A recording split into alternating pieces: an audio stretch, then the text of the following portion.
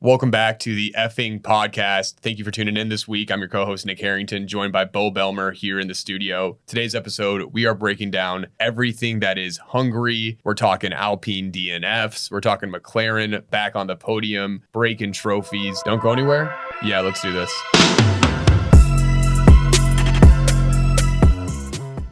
Hungary Grand Prix. I would say overall, when I saw the qualifying results for this, I was super excited to see how this race would shake out. And I think the first sector of this race was very exciting going into lap one. By first sector, you mean literally the first sector of the first lap. Yeah, okay. I would agree with that. Yeah. I would also say I agree with the idea that qualifying gave me high hopes for what this race could become. And then I realized, hey, that's just a fever dream, and we're right back where we were in the same time loop we've been in this season so far. Kind of like a little episode of Groundhog Day. Yeah, qualifying was super exciting because we had a new pole sitter, Lewis Hamilton, who took P1 from Max for qualifying. How crazy is it that you can say the words new pole sitter and Lewis Hamilton in the same sentence, and it is like it makes sense. Dude, it's kind of sad that's not sad. I just think it shows like how dominant Red Bull and Max have been this season. But you're right, like, I'm a Max fan, but I was stoked to see someone else that took P1 in qualifying besides Max. Yeah, it like anybody but Max. I mean, that is really the story of the season, and it definitely was this weekend. I had a couple highlights from qualifying. Yeah. Run through them real quick. Yeah. McLaren crushed qualifying. They looked great. Norris at 3, Piastri starting P4, coming off of previous week, finishing 2 and 5. Whoa. 2 and 4. 2 and 4. Yeah, Holy smokes. That was very exciting to see. And I really thought that I was hoping we'd see contention for a win. I mean, technically we did, I guess, and we'll talk about that once we get into the actual race. But McLaren absolutely crushed it. Checo stepped up to the plate. Made it through Q3 for the first time in 3 races here? No, I believe I think this would have been the 5th. I think it was 4 in a row. No? Yeah, and he also... 3 or 4 in a row that he was out in Q1. And I want to give this a little asterisk because even though he made it to Q3, he still qualified 9th. So, Checo, Q3 is better than Q1 and Q2 where he's been. But also 9th out of qualifying, I think is very disappointing. He had a good race though overall, great recovery drive. But yeah, his qualifying, man, I don't know if he's just like a nervous wreck in there. Also, how about this, man? First practice, first lap, he crashes his car. Yeah, I saw that too. I was going to mention that. Yeah, he actually crashed and went safety car literally first lap of practice. I think what's funny too is the way that he's been talking about it in the press is he's made multiple comments now about how he has nothing to worry about, and it's silly that people are even mentioning this. Yeah, right. But that's how you know that they're under his he's worried skin. About something. Right. Like, let me tell you how much I'm not worried about something to convince. Like, is he convincing you or is he convincing himself? Yeah, it's got to be himself. It's one of those situations, and I saw that too in free practice, and it made me chuckle a little bit because I was like, oh man, this is how this weekend's going to go. Like, we're going to see that Yuki Danny Rick fight for that seat. Definitely following race results, I don't know if I think that's really going to be the case, but he did step up. He made it to Q3. Claps, I guess. Yeah. It's kind of like being the biggest loser for him, though, because the expectation is that he's in Q3. It's a problem if he's not. Yeah. And the expectation is that he's in the first 4 for every qualifying session, too, I would say, just with the car they have.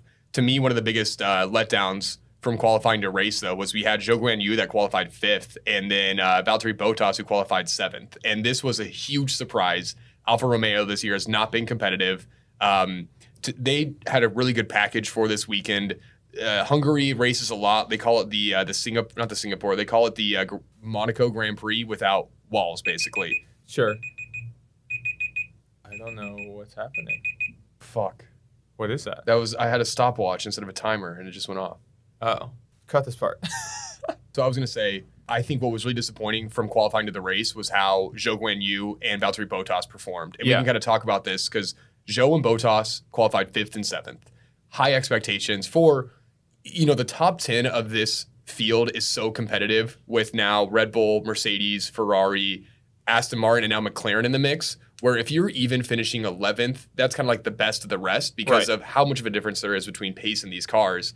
So, for them to finish in the points, Bottas might have been able to do so. But let's talk about the start of the race. Well, really quick, I want to stick in qualifying really quick on the Alfa Romeo point. One, because the amount of times we've talked about Alfa Romeo on the show and Antonio Brown on the show are now 1-1. So we have a tied race between, is this an Alfa Romeo podcast or an Antonio Brown podcast? So, and we're still trying to figure that out ourselves. Yeah. So for the record, we're now tied. 2, I want to point out, qualifying 5th and 7th, I think it's important to note that Zhou was the one who actually qualified 5th. I had him written down and made a note, unsung hero of qualifying. Should have been a hero of qualifying, but once we obviously dive into the race, we'll talk about that in just a second. The very last point I wanted to make on qualifying was with regard to Lewis taking pole. He was the first driver to pole 9 times on a single track in his career. Damn. So that is a new record. Yeah, and we even said last week that Hamilton does well at this track too. Yeah, so he essentially is the king of Hungary. Yeah. Yeah. And he's also a knight. He is a knight, I think, Sir Lewis Hamilton. Yeah, he's also got a lot of butthurt fans on the internet. But anyway, we'll move on. That's kind of his MO. Yeah. Well, they're in our page. They found us. They somehow they found our who we are. Our first fans are actually haters for us. For us. Huge pro Hamilton guys. Huge Hamilton. So, welcome to the pod. Some of the worst fans, maybe. I don't know. So the race kicks off. Weird start to the race. This kind of brought me back flashbacks of 2021 when Bottas bowling balled into turn 1. It was wet conditions, and I think he knocked out half the field in one swoop on that turn. Very similar to this. Zhou had a horrendous start, man. I don't know what he was doing, if he was on TikTok. He might have been swiping left and right on Hinge. Who the fuck knows what this man was doing? He was not in the zone, clearly. Cars go off. He is, I don't know if his foot, he's like, which one is the brake? Which one is the gas? Horrendous start. Yeah, I think to he make lost it worse than 6 places in the first lap or first 2 laps. Well, to make it worse, he then rear ends Danny Ricciardo, who then rear ends, it was either Ocon or Gasly, who then rear ends Ocon or Gasly. Yeah. Both Alpines DNF in the first corner of the race. Which, by the way, is 2 weeks in a row that both Alpines have DNF'd. I don't know how those guys are keeping it together. Ocon actually broke his seat. I don't know if you saw that, how bad that was. He went, I saw that they did a medical evac. It sounds like there wasn't anything, there hasn't been any news about any extraneous injury or anything that. But that we've seen at least. But I saw that. It was a pretty bad wreck. I mean, I would lose my mind. I don't know how they both, I would say, as far as media outcry, kept it relatively quiet. Yeah. There's been no chatter about it. And granted, it wasn't either of the drivers were at fault for it, which is part of it. I expected them to have a decent race this weekend too. I feel like their car suits this kind of track, a lot of slower speed corners, very technical course. And it's just really disappointing. And part of me also loves though, when the same team crashes into each other. I just love that team-on-team drama. It's so good. We had the Ferrari from a couple years ago. That was 2021. Vettel and was that Carlos Sainz or maybe Charles Leclerc? They just kept finding each other race after race after race. That drama is Netflix creams their pants when they see kind of thing. They'll maybe make some story out of this.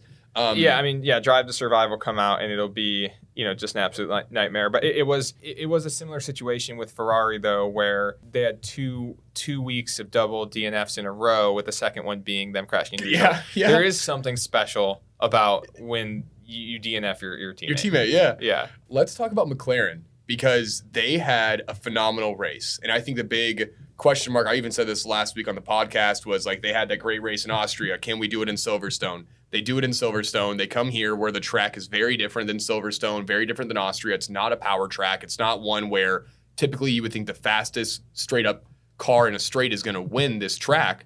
And that's kind of where they've shown to be good. They're here, man. Yeah, McLaren is here. Lando had a terrific drive. Piastri had a terrific drive. I don't know if you caught this. I thought it was kind of weird though, where Lando was behind Piastri and they actually undercut Piastri. Yeah, I did. It's a strange move. I don't know. It was one of those things where I just assume that they have some deeper strategy reason for making that call that you and I obviously just don't understand because we're just dumb American fans. Yeah. But I thought that was very strange too. It just goes to show though, we're going to see a Piastri podium very soon. I mean, do you think we see a Piastri win before we see a Norris win? No. I think if anyone's going to win, Norris before Piastri. You think so? But dude, I do think that the way that those McLarens have been showing out, that it's a matter of time before Piastri is on the podium. Yeah.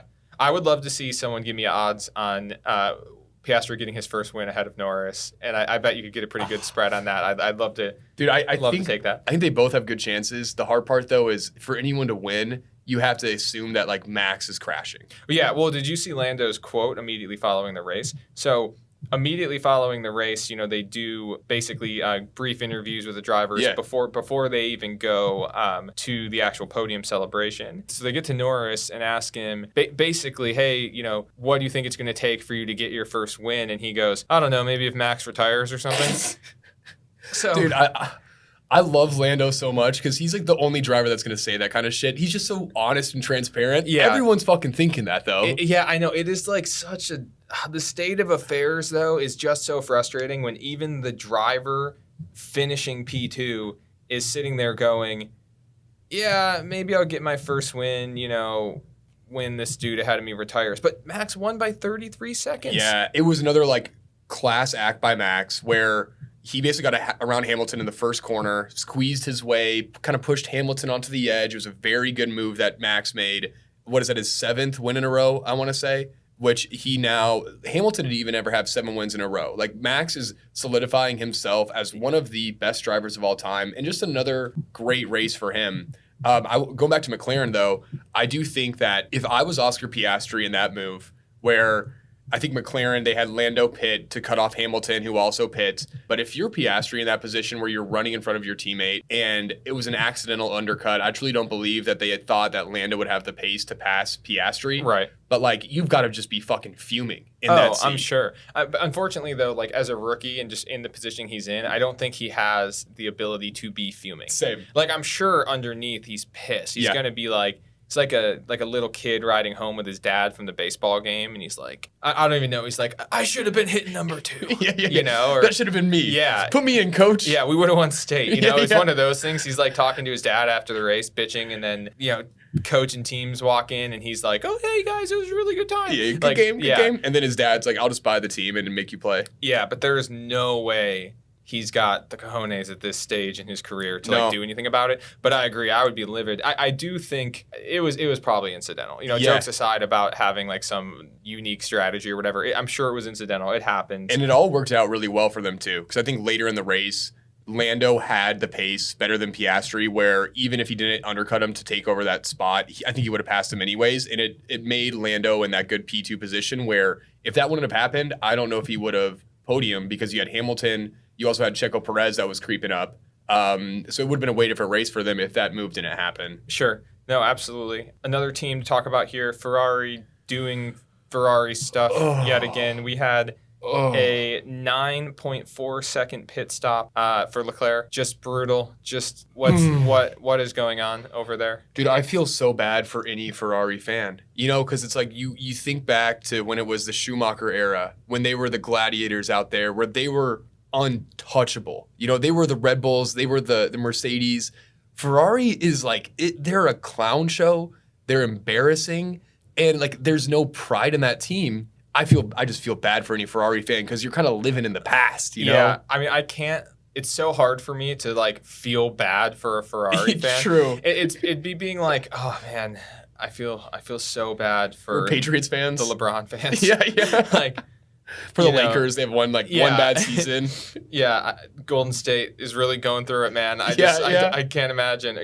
Or like Houston Astros, whatever. It's hard to do, but yeah, I mean, if for some reason you were a huge Ferrari fan and you got your hopes up this season, boy, do I have, a grind for like they're not even competing for podiums at this point. No, like it's ugly. They're just like there right now. And it continues to be like what seems to be just bad management and bad strategy and just stupid mistakes. That's really how it feels, man. That's exactly what I was going to say is that like the whole thing, the whole dynamic between their engineers and the drivers, it's just odd. Every other team, there's a lot of trust. The engineer says, hey, here's a strategy. Here's what we're doing. They might ask, like, how's it feeling? Can we go this far?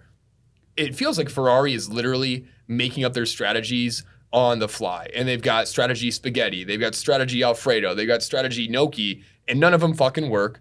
And Sainz at one point goes, here's what I'm going to do. If I feel like Perez is going to pass me, I'm just going to pit. And the engineer goes, yeah, that's a good call. It's like, why does it take him to make that fucking move? I know. I don't know. It is such a dumpster fire, and I don't know what the way out for them is. I don't either. But something has to change. I mean, Or I know we were talking last week and the week before about Leclerc potentially looking to leave. I mean, I would. I would be like, fuck this, man. This isn't the team that I thought it was, you know? And it's just, I don't know if it's the culture of the team. They got rid of their old principal, Mattia Binotto, and they got the new guy in there, Frank Vassar. And I don't know if they just thought that everything was going to change, because it hasn't. And granted, it takes time for a new principal to come in to make his mark known. But there are some underlying issues going on with that team. And I just don't know if they're not hearing what the drivers are truly saying and making reactions. I kind of think a lot of it's just like they seem very stuck in their ways. That like, we're Ferrari, we can do whatever the fuck we want because of who we are. It doesn't matter. Also, I think, too, there's going to be like a language barrier between there. Like, they're one of the only teams that are based in Italy. I know, like, they mostly speak Italian. The drivers don't speak Italian. And I really believe that, like, when it comes race day, I don't know if there's, like, miscommunications that are happening, going from speaking Italian to speaking English in the races.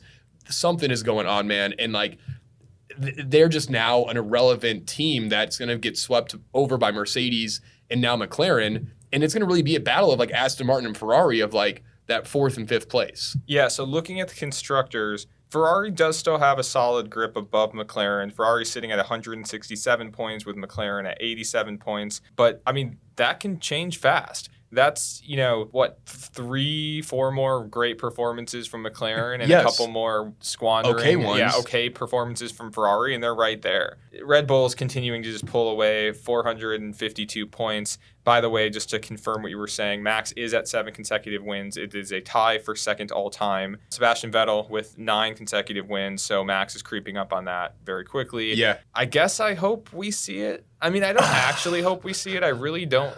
I'm sick of it, but at the same time, here's something. Okay, I was thinking about this. Here's an F1 shower thought for you. That I was love thinking it. About over the past couple of days. Since Are you a bar soap guy or the race?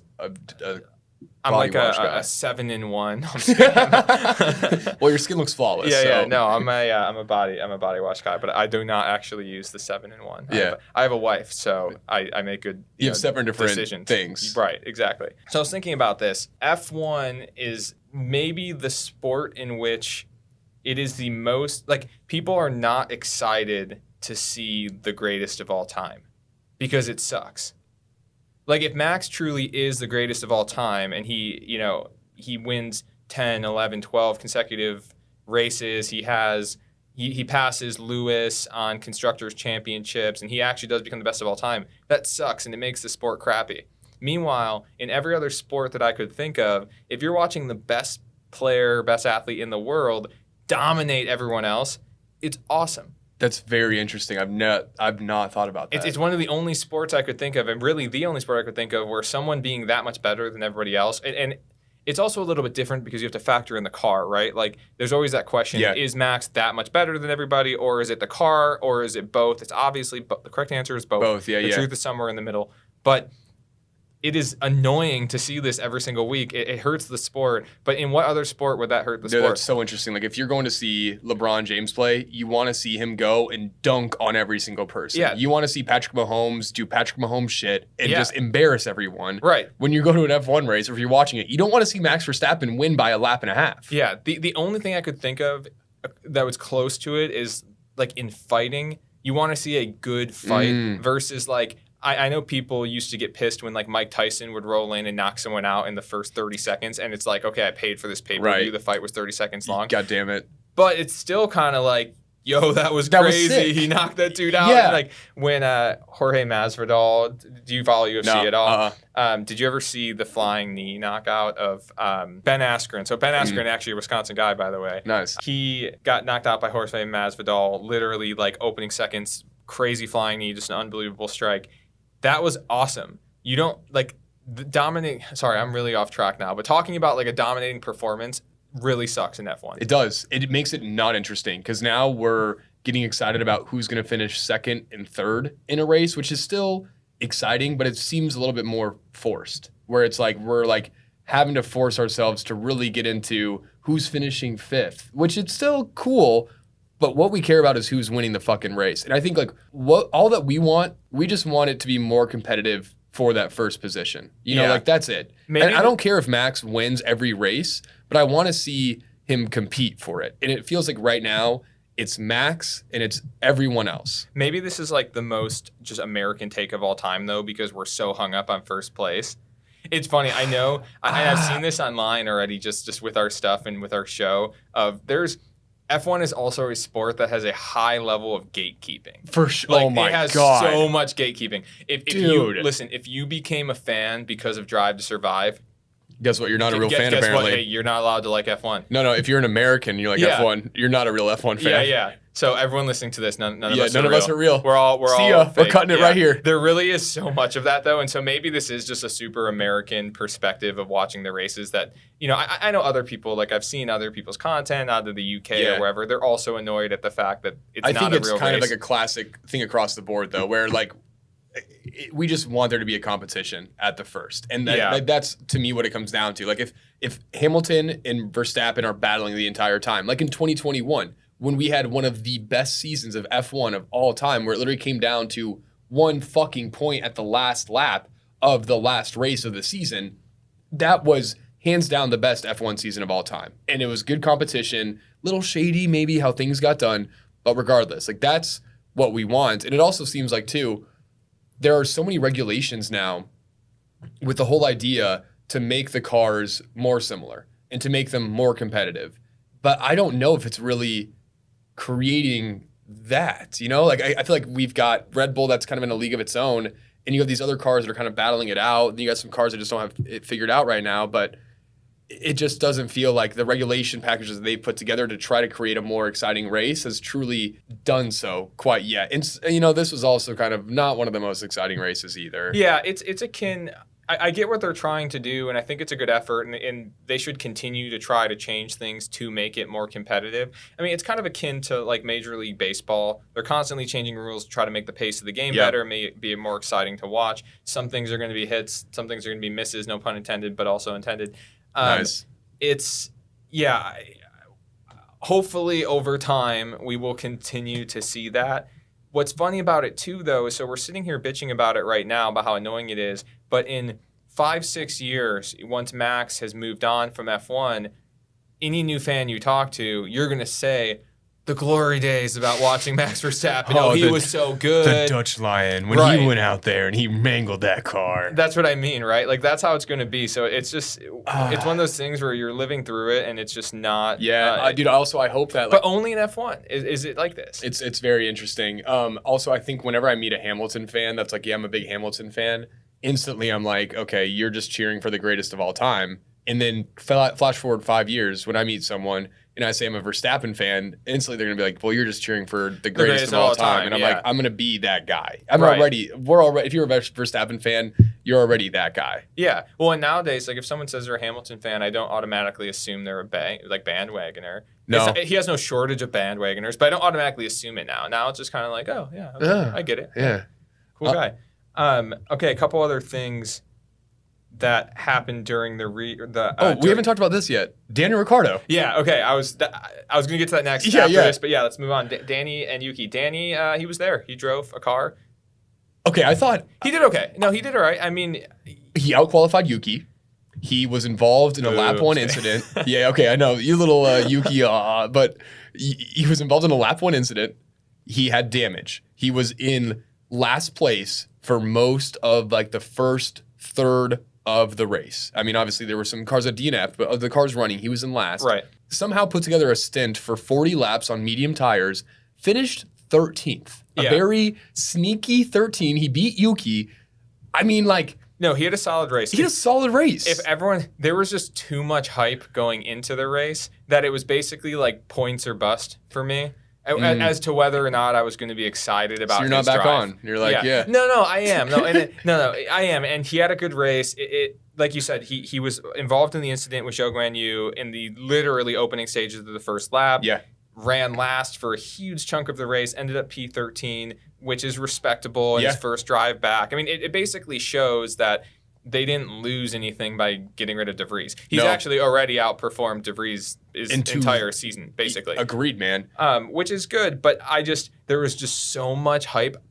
Every single thing online leading up to the race had Danny Ricciardo's face on it. Yeah, including us too. Yeah, including us. Yeah. So it was just a little bit like points or bust in my mind. Yeah. But no, overall it was good. I mean, he did outperform Yuki. It was a little bit of questionable pit management, in my opinion, as well, that really somewhat led to that. But regardless, yeah, we'll see what happens. I mean, I think that it's going to be an interesting battle between the two for the remainder of the season. And well, I think you summed it up well last week, too, when we talked about this, that Yuki's kind of in a shit spot right now, too. Yeah, he's kind of in a no-win, really. Like, there is no really great scenario, because even if it is expected that he should outperform Ricciardo, considering that he's been in this car for multiple years now. He's been with his team for multiple years. He didn't start the season on the sidelines. I would think the expectation is that he should outperform it. Well, maybe it's not the expectation. If he outperforms him, everyone's going to say, well, yeah, he should outperform him for those reasons that I just listed. If he doesn't outperform him, it's going to turn into give up Yuki's seat, like get Lawson in there. He's not that good anyway. Ricciardo hasn't even been racing, If he does outperform him, I think it is much less likely that Red Bull says, okay, we're getting rid of Perez, we're throwing Yuki in that seat, than it is that they put Ricciardo back in that seat. Yeah. Largely, for basically historical reasons with his affiliation with the organization, having been a Red Bull driver, and also just marketability too. I mean, he's that guy. He's that guy. And so he is that guy. Yeah, we'll see. It was awesome to have him back. It'll be interesting to see how the rest of the season plays out. I would love if literally every single story heading into this next week didn't, involve Wasn't him. Daniel Ricciardo? I almost got burnt out. No, it's fair. And I really like him, but I was on the edge of being like, okay, it's too much. We get it. Yeah. We get it. Something else. I think that Aston Martin had a very disappointing drive. And I kind of talked about this last week too, that they started off the season so hot. And it's kind of been interesting as this season has progressed, where that number 2 team is. And every team is kind of peaking at different places. And right away, Aston Martin was that number 2 team. Ferrari was kind of hanging out in third, and same with Mercedes. Now Aston Martin's really taken a drop off. They have not been able to really put together a good race or even be in contention for podiums. McLaren's now that really number 2 team. Mercedes has good pace. Ferrari's kind of floating around. But Aston Martin, man, I thought this was going to be a track that would suit their car very well. And they were, again, like, Lance finished 10th, and then where did Alonso finish? He was in... Alonso finished 9th. 9th. Okay, 9th and 10th. And so it's like they're right now the worst of the best. I don't know how we want to qualify it, but like... Aston Martin's sitting in third in the Constructors, 184 points, barely ahead of Ferrari at 167, and we were just talking about the, potential of McLaren leapfrogging Ferrari. So basically, like, as we look at these potential scenarios as they can play out for the rest of the season, McLaren leapfrogging Ferrari is also essentially McLaren leapfrogging. Wow. Leapfrogging Aston Martin. Yeah. And so, like, those two remain very tight. Aston Martin at 184, Ferrari at 167, but they're not improving their position. Like, no. I think we're going to continue, as of now, to see Mercedes pull away from them, and really the contention is going to be who is fighting for that P3 spot in the Constructors. Agreed. Which I would love to see McLaren step up and make it a battle. Same. Well, I mean, they have stepped up. I'd like to see them continue to do it and make it a real battle. Yeah. But, compared to where they were early in the season to now, I really think that we might see this flip basically on, like you said, teams peaking. Mm-hmm. Like, you don't want to peak at the wrong time. Unfortunately, Aston Martin seems to have maybe hit it already. Yeah. But also, it kind of leaves it open, too, that these teams are all peaking at different points. That doesn't mean that there's not a chance for them to come back and peak later. Yeah. So, because that's happened. That's kind of been the story of the second constructor the entire time, is that there's teams that have shifted in and out of who has that pace that weekend. So, I don't want to count them out, but I think they've got a long road ahead of them if they want to be consistently podium again. Yeah, agreed. One more guy I want to talk about before we jump into our micro award show of the week. Yeah. Logan Sargent. What's going on, man? Logan, you're our guy. You're the American. You're supposed to hold it down for us. I think kind of a disappointing showing for him. DNF, P18. Is he the next DeVries? Like, is he going to be on his way out? Do you think he makes it to the end of the season? I don't know. I think Spa is going to be a track that's going to suit their cars a lot better. I think we're going to be able to see a better testament of how they perform with a track that's a bit more of a power track for their car, which they've got good straight line pace. This was a difficult track for them. For Albon to finish 11th to me is one of the best drives of this race. And I feel like it's like a 11th at this point is like 6th, because the top 10 is just so locked in with those 5 constructors where it's like Albon finishing 11th, he's truly the best of the worst right now in a car that to me wasn't suited for this track. Right. Well, and I mean, Sargent, he was P11 last week. He had a great drive last week. And now I don't know. Something's not clicking there either. And I think there was a lot of, obviously hoopla and like media attention with the whole DeVries situation. I have a feeling that narrative could switch in his direction pretty quickly here if things don't change. And I don't want to see it. Like you said, Logan, you're our guy, man. Yeah, we need you. Freedom. We need you to hold this down. Yeah, we need this. Okay, here's a crazy scenario. Stick with me on this one. My mom's calling me. What's up, Mom? I'll call my mom back. I love you, Mom. If you're listening, crazy scenario. Logan Sargent doesn't perform. All right? That's not crazy, but yeah, go on. No, okay. That's why I said stick with me. Yep. All right, stick with me. Logan Sargent continues to not perform very well. Mick Schumacher is the reserve driver for Mercedes right now. Williams is a feeder team, has affiliations with Mercedes. They use the gearbox, they use the engine. Might be a world where we got little Mickey Schumacher coming back into Williams. No, don't do it. I'd rather see Sargent stay. I would too. But hey, I'm over. I'm not saying Mick. It's impossible. I'm sorry, Mick. You're probably a great guy. He's a little too of a nice boy. I'm just over it, man. Yeah. I'm not. Some people really love these like families passing stuff down in sports, like our presidents passing down presidents to presidents. Yeah, you see these weird graphics about how they're all like allegedly related or something. Yeah. But like, I'm just kind of over it, man. Let's move on. Yeah. Like somebody else. But yeah, do I think it's possible? Absolutely, I think it's possible, and I think that. Here's like a forecast from us that might be a narrative that we see in the next coming weeks. Yeah. If things don't change. Let's dive into our micro award show. Yeah. Nick, give me your P1. Who's your P1 this week? Yeah, P1 of the week. I think the easy answer is obviously McLaren here because they have, I think, proven themselves that they could perform on the tracks with the long straights. They could perform on tracks like this that are a little bit more technical and slower speed.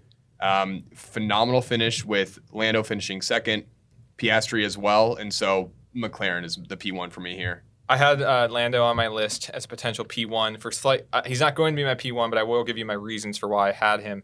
Obviously, the drive was great. The bottle cork smash and breaking Max's trophy. Do you know that it is his second time breaking a trophy with the bottle smash? Yeah, this happened last year as well. Or his last podium finish, not the week prior. But this is the second time this has happened. Sabotaging this on purpose? I don't know. It's funny because both times he's grabbing the bottle, like the smash on the ground, shooting the cork is like his thing, I guess. Yeah. But he's doing it on somebody else's podium stand. Yeah. I heard funny comments saying, "Well, his isn't tall enough," so that's why. And I'm like, okay, Maybe that's why. If he always isn't on the first place podium, maybe it's like at some point it'll be his bottle on his first place podium. He'll break his own trophy. Man, did he make people mad though. Lando had people mad online. Did you see the story behind those trophies? Yeah, they're like handmade, $40,000. It takes him 6 months to make those things. I know, it is. So I feel bad for like the Hungarian Grand Prix and everybody involved in making it happen and like that trophy existing. I do feel bad for them because that does suck. It's a lot of time, but it was kind of funny. It was so funny, dude. It was so fucking funny. And also, Max doesn't give a shit. He doesn't care. Dude, he doesn't care. $40,000. Those dudes are wearing like $200,000 Richard Mille watches. Yeah. Like they do not care. No, they don't give a fuck. And anybody who's like, I can't believe you did that to Max. Shut up. He probably likes that trophy more because of it. Yeah, he's got a wall of trophies. I hope Red Bull puts the trophy in like the team case, just broken, like laying down. That would be so funny. They should do that. Honestly, don't even fix it. Max like sees Lando's trophy and smashes it also. Yeah, if Red Bull, if you fix that trophy, you're narcs. Don't do it. Yeah, don't do it. Who was your P1 Okay, then? so my P1 of the week is Zhou Guanyu for having an awesome qualifying and then taking out an entire team in the first sector of the first lap. A team that is within reach for the constructors, though. So you're saying like some intentional sabotage there. I'm not saying it was intentional. I'm just saying it was convenient. If it was, he did a good job. Yeah, he picked the right people. Yeah, I'm not saying it was intentional. For him to predict, I'm going to rear-end this guy to take these two cars out. Yeah, I'll give it to him. Yeah, I'll give it to him. And it was quick thinking. Yes, and he had a really good qualifying run. He made me think of Alfa Romeo and has now tied the Alfa Romeo mentions with the Antonio Brown. Yeah, I think we've surpassed it. Well, no, you just mentioned his name again, Antonio Brown. And Alfa Romeo. Yeah. Well, I think Alfa Romeo. Oh, the bars are both going up at the same time. Yeah, as long as we say them both. Anyway, Joe Guan Yu, P1 of the week, in my opinion. Yep. Ferrari of the week. Who you got? Yeah, so my Ferrari of the week, man, you had a lot of choices here. I think the easy cop-out would be Ferrari, again, would be the Ferrari of the week, but I got to go Alpine. Back-to-back, double DNFs, not even getting a full lap in. Alpine, easy Ferrari of the week here. Who you got? I also was going to take Alpine.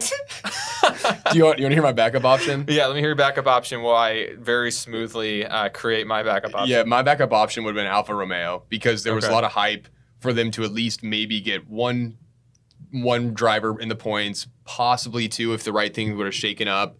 The car suited him well. I love Bottas. He's always naked, so like that. But I don't want to see a team that has a chance to succeed crash and burn like they did. So Alpha would be a good backup option as the Ferrari of the week.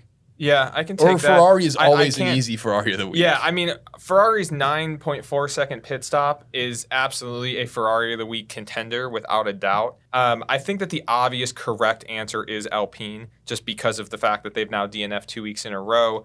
I would also, I guess, like to give honorable mention and potential Ferrari of the week to... I don't have anybody else. Nick DeVries. Yeah, it's so funny. I was just looking at his Instagram post. Were you? Yeah. Sorry, Nick. No, yeah, I honestly, I don't think there wasn't too much tomfoolery. No. This weekend. Nah.